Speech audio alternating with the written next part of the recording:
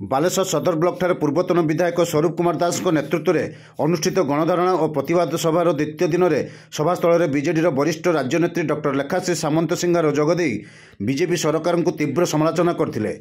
BJP विभिन्न जनविरोधी कार्य को समालोचना करने संगे संगे एवं कंधमाल लोके भोक ज्वाल आंब टांकुआ खाई मृत्युवरण करने घटना बीजेपी असल मुखा खोली देछि बोली डॉक्टर सिंगार प्रकाश करते।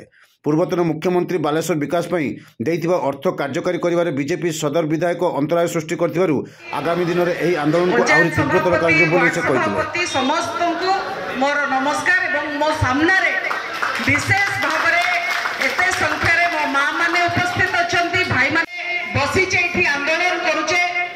आमे सरकार एवं सरकारी व्यवस्था विरुद्ध आंदोलन करबा पई एठी एकाठी हेचे जे उन्नयन मूलक काम पई आसीथिबा पैसा को अटका जाइछि। ये होछि कथा।